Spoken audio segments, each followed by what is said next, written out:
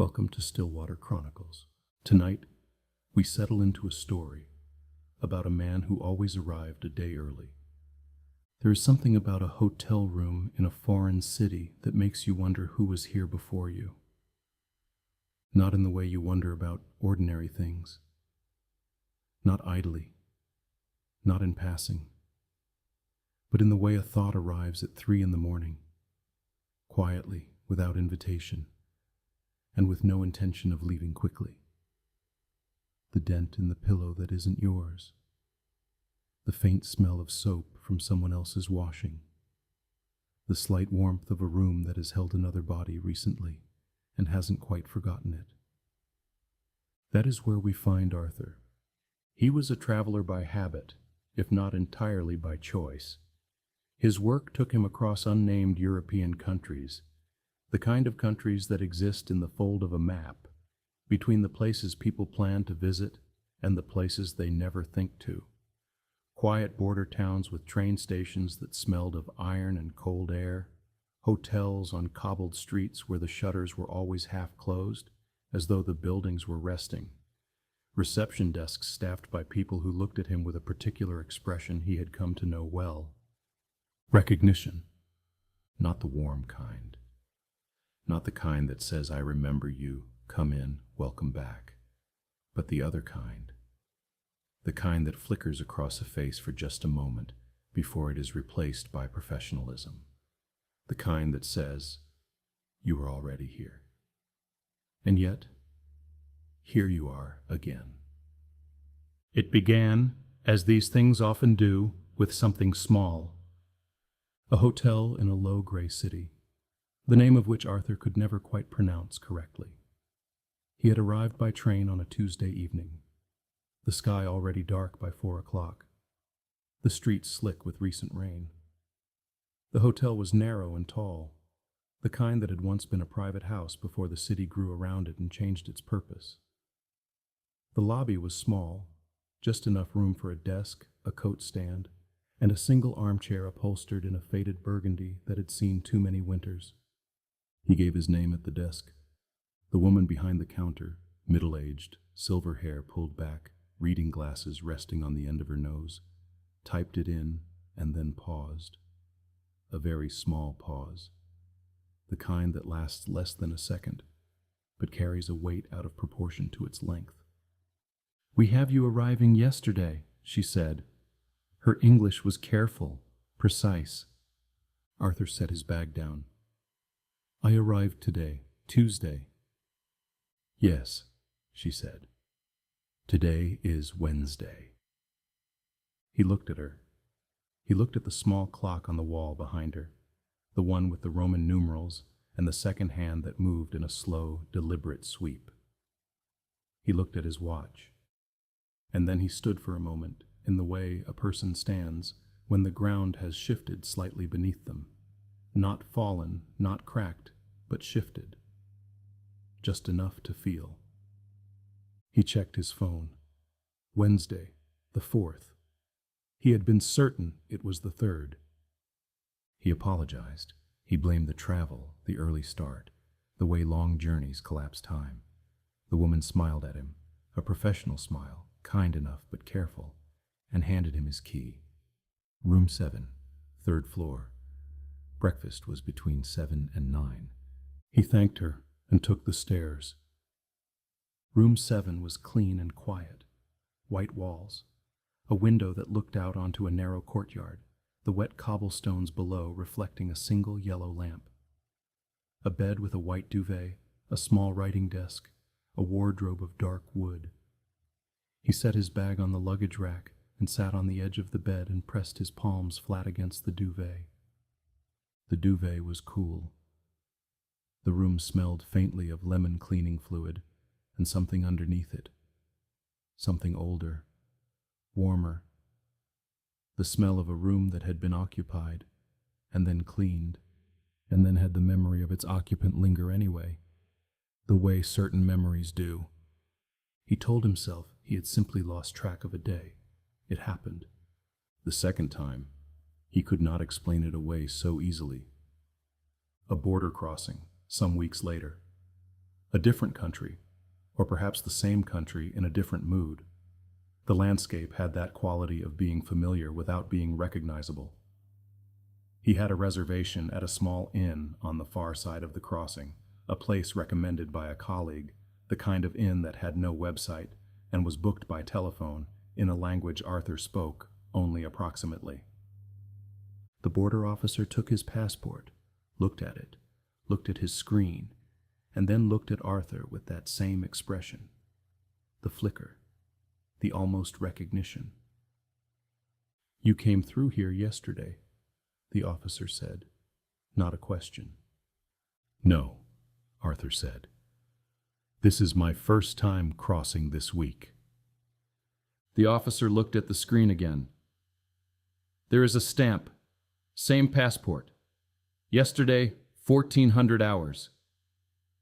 Arthur opened his passport. There was no stamp for yesterday. The most recent stamp was from 2 weeks prior, a city further west. He showed the officer.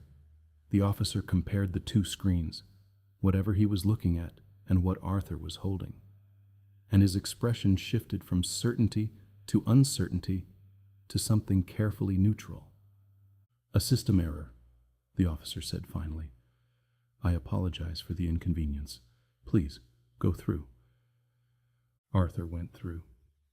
He sat in the back of a taxi on the far side of the crossing and watched the low hills move past in the gray afternoon light and turned his passport over in his hands. He looked at every page. There was no extra stamp. No evidence of a crossing he had not made. And yet the officer had seen something, had been certain enough to say so. Arthur put the passport away. He watched the hills. The inn was everything the colleague had promised.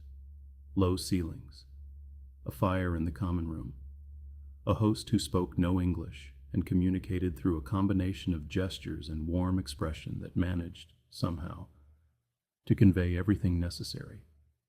Arthur was shown to his room at the top of a narrow staircase. Small slanted ceiling, a window above the bed that looked up at a sky full of pale winter stars. His name was in the register. He could see it as the host turned the book to show him, written in ballpoint pen, in handwriting that was not his own, in letters that nonetheless spelled his name correctly. "I have a reservation," Arthur said. "I called ahead." The host nodded and pointed to the name. "Yes. Here. Your room." "When was this written?" Arthur asked. He pointed to the entry. He held up fingers. 1 day? 2 days? The host thought for a moment, then held up 2 fingers. 2 days ago. Arthur had not called 2 days ago. He had called 4 days ago, from a city 2 train journeys away. He was certain of this. He remembered the telephone, the international dial tone, the pause before connection, the host's voice coming through bright and clear despite the distance. He tried to convey this.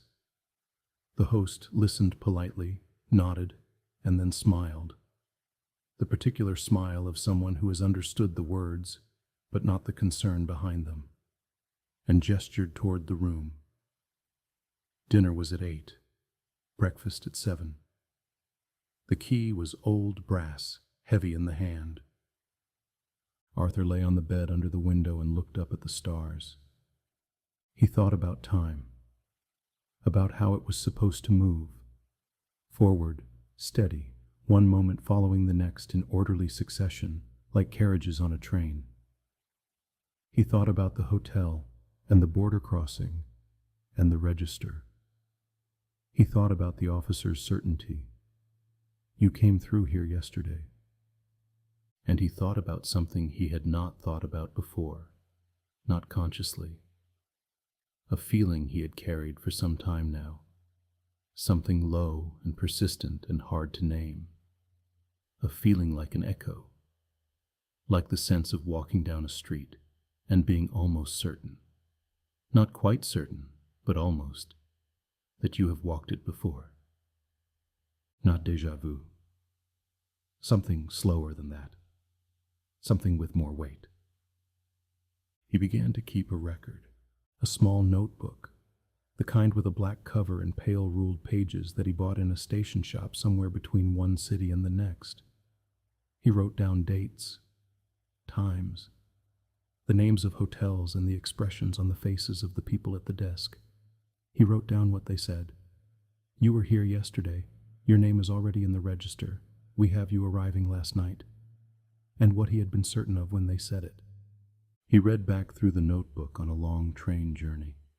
The countryside outside the window, gray and still, the other passengers in their separate silences. He counted the entries. 7 times in 4 months. 7 moments in which someone, somewhere, had records of his presence before his presence had arrived. He tried to find the logic in it.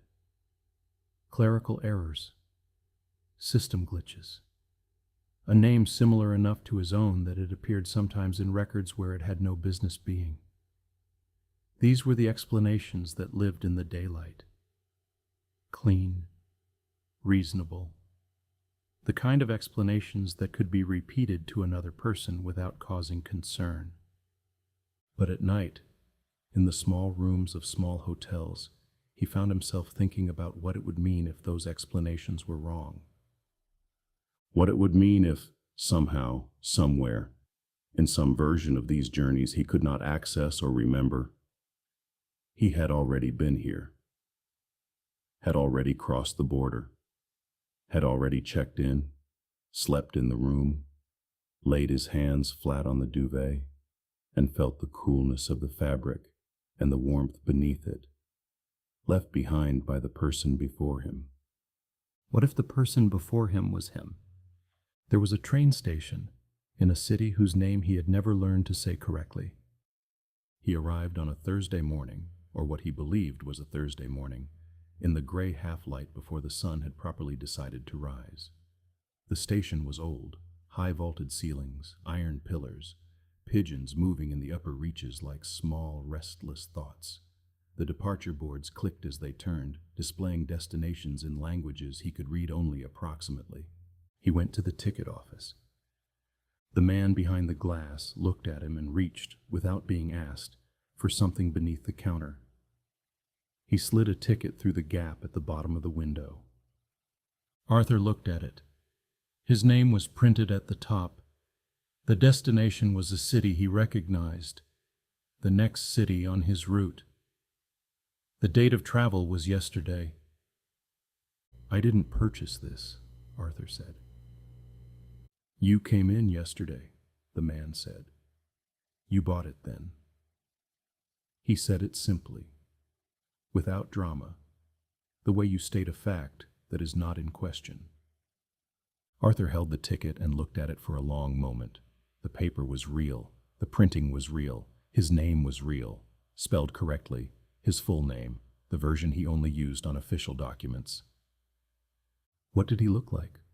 Arthur asked. "The man who bought this." The ticket officer looked at him with the expression Arthur had come to know so well, the flicker. And then, carefully, "He looked like you." Arthur put the ticket in his pocket. He picked up his bag. He walked toward the platform. He did not know anymore whether he was arriving or departing, whether the city ahead of him was a destination or a return, whether the life he was moving through was the first version of itself or something later, a repetition, a revision, an echo of a journey already made. The train was waiting. The doors were open. He sat by the window and watched the city give way to countryside. He thought about the notebook and the 7 entries and the way, if he traced them on a map, they formed something like a route, not a straight line, but a shape, the kind of shape a person makes when they are moving through a landscape they know, returning again and again to the same points by different roads, a circuit, a path worn into the ground by repetition. He thought about the hotel rooms, the cool duvets, the smell of someone else's occupancy lingering underneath the cleaning fluid. And then, quietly, without deciding to, he thought about something he had kept in the back of his mind for a long time. A feeling he had never put words to because putting words to things makes them more real, and he had not been ready for this one to be real. The feeling that he was not, in fact, traveling to these places for the first time. That he had been here before. All of it. The gray cities and the cobbled streets and the border crossings and the narrow hotels with their burgundy armchairs and their lemon-scented rooms. That he had moved through this landscape once already, or more than once, and that the records of his passing had outlasted his memory of making it. That he was, perhaps, always a day early, not because he had miscounted or misread a calendar, but because this was simply what he was, a man who arrived before himself, who preceded himself through the world, leaving traces in registers and systems, and the uncertain memories of strangers, and then following those traces, and leaving them again, and following them again. And perhaps this was the thought he had not let himself finish before, the one that arrived now with the quiet certainty of something that had always been true. Perhaps the Arthur who would come after him tomorrow would sit in a seat very like this one, and look out a window very like this one, and feel the same low hum of half-recognition. Would find his own name already written somewhere ahead. Would meet someone who said, "You were here yesterday," and would carry the feeling home, if home was somewhere he was still able to find. The train moved on. Outside, the countryside lay still and pale, a farmhouse at a distance, a road running parallel to the track and then turning away, a stand of bare winter trees, their branches fine as pencil lines against the white sky. Arthur opened his notebook. He turned to a new page. He wrote the date. Then he paused, his pen resting on the paper, his breath slow in the warm air of the carriage, and considered whether the date he had written was correct, or whether it was, as it so often seemed to be, one day ahead of where he thought he stood. He left the question open. He looked out the window instead, at the still fields and the pale sky and the world moving past, steady, unhurried, indifferent to whether he had seen it before. And he let himself be carried. Thank you for listening to Stillwater Chronicles, where even the most ordinary journeys can carry a question you cannot put down.